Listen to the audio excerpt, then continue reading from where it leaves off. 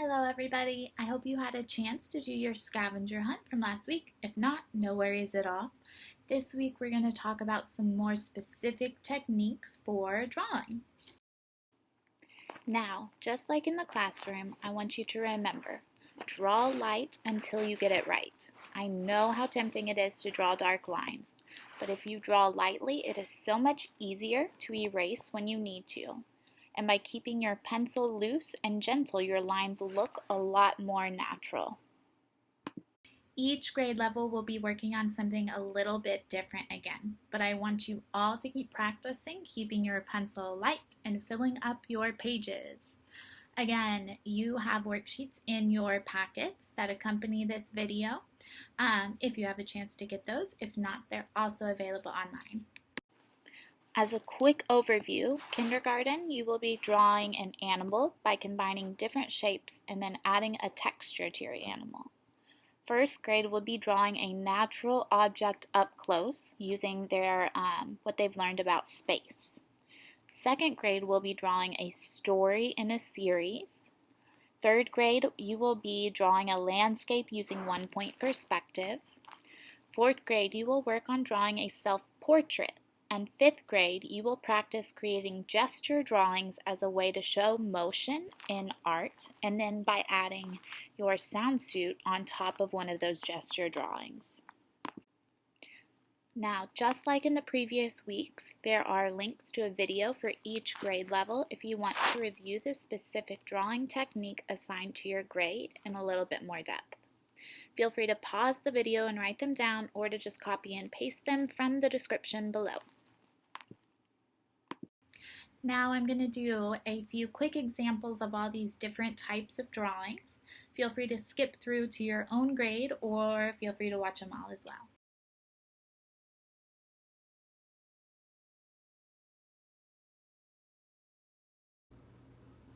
Alright, with kindergarten we talked about Eric Carle and how he used lots of shapes to go together and then added texture to make different animals. So today I'm going to show you an animal that I can make from shapes. So I'm going to make an owl. Now I'm starting with some basic geometric shapes, and notice how I'm holding my pencil away from the tip of it so that I have a looser grip. Now I have a triangle. I'm going to go ahead and add another triangle. None of it has to be perfect. Remember, you're drawing light so that it's super easy to erase if you do mess up. Now I'm going to add some circles for where the eyes should be.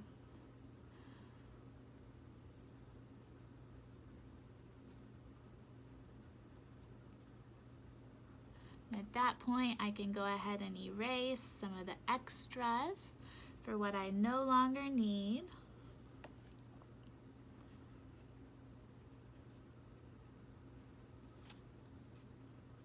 And that's one good thing about keeping it super light, so that it's easy to erase if you mess up or want to change something. Once you start getting it down, you can add some more details and going back to make certain parts of it a little bit drier or darker.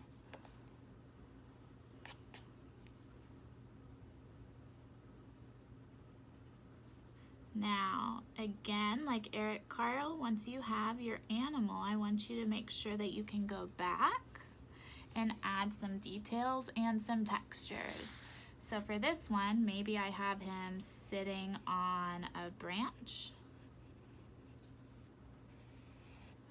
and maybe his feet are coming around.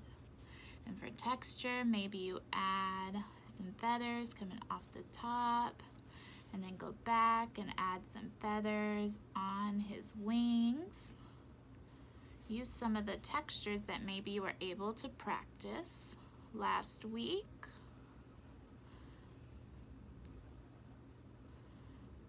And then, once you're done with your animal, you can add another animal. You can go back and add color. You can try turning it into a story, just like Eric Carle did.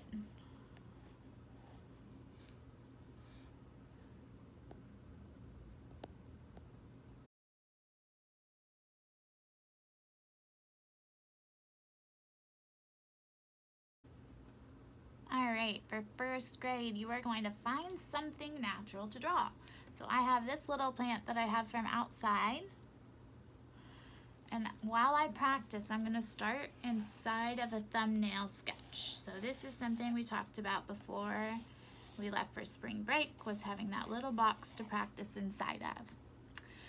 So I'm going to look at the basic shapes that I can find, and I want to make sure that I'm using up my space really well. So I'm going to make sure that I'm going off the edges of the page or the edges of your thumbnail before I start going back to add a lot of those details. Now I'm keeping my pencil marks really light so that they're easy to erase and so that they look more natural. Once I have the basic shape down, that's when I can go back and start adding a lot of those details that are on it. Again, I'm still keeping the pencil light, and I'm making sure that I'm going to be able to go off the edge of the page. You'll notice that I'm holding my pencil loosely and not at the front. That keeps your lines a lot more natural feeling, and it helps keep your pencil a little bit lighter.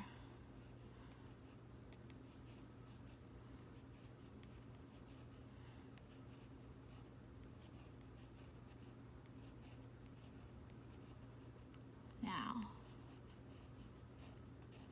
once you've practiced drawing it, you can go ahead and draw it on a bigger piece of paper if you'd like. And I would love to see it if you could go ahead and add some color too. Remember, Georgia O'Keeffe used lots of very bright colors when she would do her paintings of flowers and other natural objects. So try to find some bright colors to use as well. Second grade, telling a story with a series of drawings and using color to tie them all together. All right, second graders, you're going to work on a series of drawings that work to tell a story. Now, we haven't talked about Jacob Lawrence much in class, but he would draw in a series to tell a story, and he would sometimes do stories of everyday life scenes and sometimes of big historical events.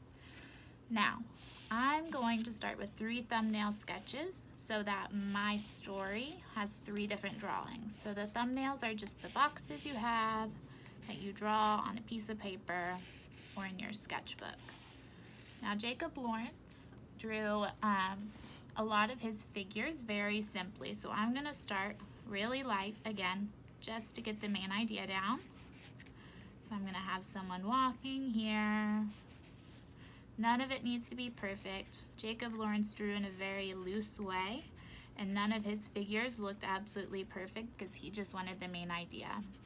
Now remember to draw very light. That'll make it easier when you do make mistakes to go back and fix them, and it'll help your lines to look a lot more natural. So I'm going to draw someone who is out in a garden. So I've got rows of different crops growing.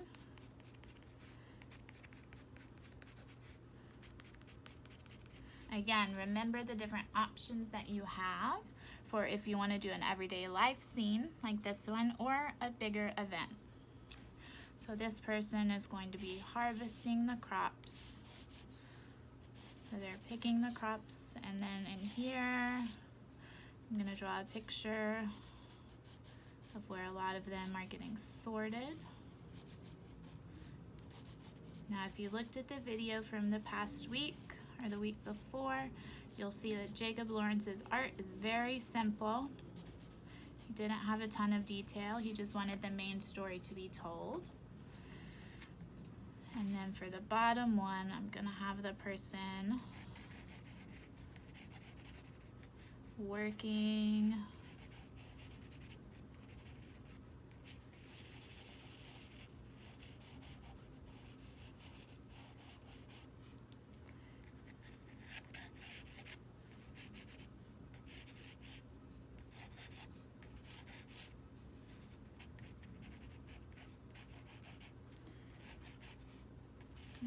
in the kitchen using a lot of those same crops too. make something. So maybe they're mixing the flour in a bowl, or whatever it is. Now, once you've finished drawing your series, once you've finished practicing what you want to do, go back and try adding some color. Now, Jacob Lawrence paid a lot of attention to color.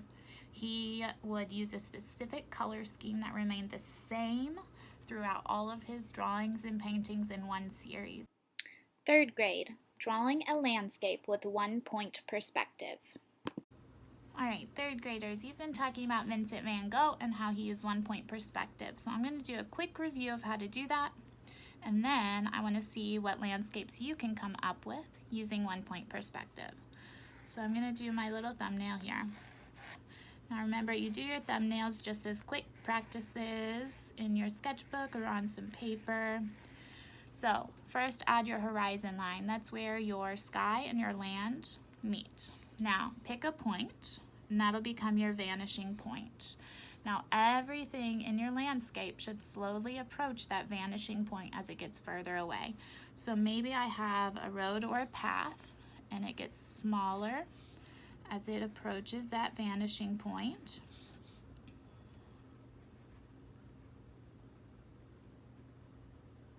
Remember to draw as light as you can, that'll help you.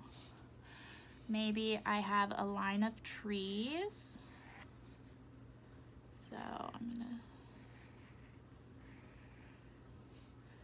add the bottom of my tree, have everything on top. Again, the bottom of the tree stops at that line, the top. And slowly gonna get smaller as it approaches the vanishing point. And then you can go back and erase those guidelines that you used. Now you've got an example page in your packet, and you can use that to practice. You can make up your own, but keep that in mind. Now I want to see what kind of landscapes you can come up with, and then go back and add some repetitious marks to fourth grade. Draw a portrait with value and correct proportions. All right, fourth grade, working on your portraits. So the first step of our portrait drawing is to draw a circle. It doesn't need to be perfect, but by keeping your pencil really loose and light, you can get a better idea of what it should be. Now, draw a line through that circle, and that'll allow you to bring down wherever your chin should be. Remember, once you've got that, you can always go back and erase any extra lines that you no longer need. That's one good thing about keeping your pencil marks really light, is that they're easy to erase. All right, at that point, we want to essentially separate our head in half. So it comes out here to here. So divide your head at about the halfway point. Now, you're gonna divide this section in half as well. And then this one, almost in half, but a little bit closer to the upper line. At this point, those lines are going to be a guide for you. So you can draw your eyes on this line right here. So eyes, you should be able to fit about 5 eyes across the entire head, just as a guide. None of it's gonna be perfect, but again, it's helpful to keep your lines really light, and that'll help it be a lot easier to erase. Now this line here is gonna be for your nose. So the bottom of your nose should touch that line, and your nose more or less comes down to where those eyes ended. And you can always add shadows as you go up towards the eyes. Now, your mouth sits on this next line. Mine looks a little bit high up, but that's okay. And your line, or your chin, let me just extend it a little bit more because my lines are a little off. Now, once you have your basic facial features on there, you can go ahead and erase a lot of what you don't need. Now your hairline. From there, your ears should start at the same eye line and come down.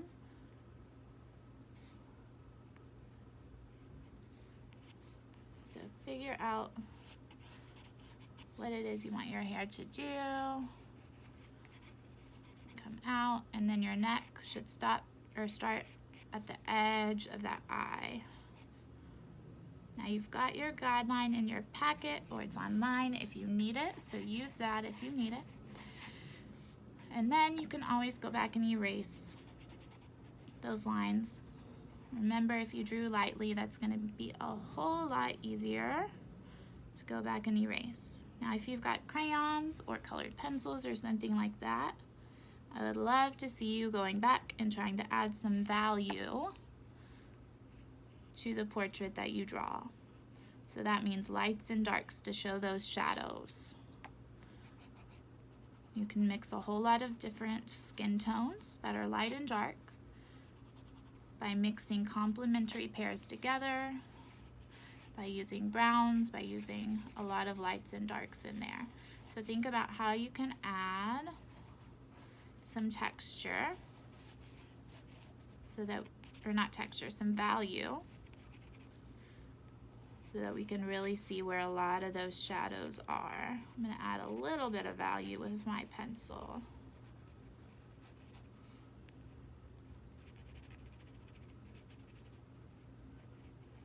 All right, so go back and see what you can do to your portrait.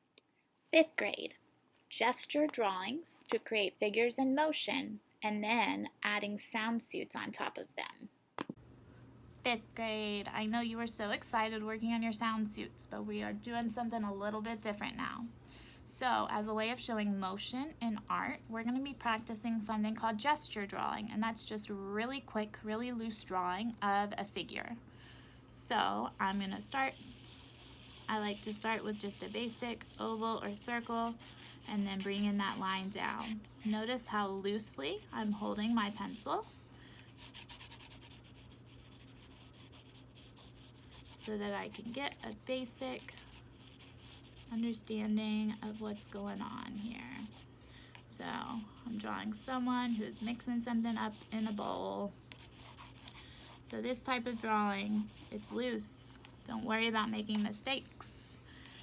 I'm worried about seeing the motion in this figure and that they're actively doing something. So practice doing some gestures. Use your really light pencil skills.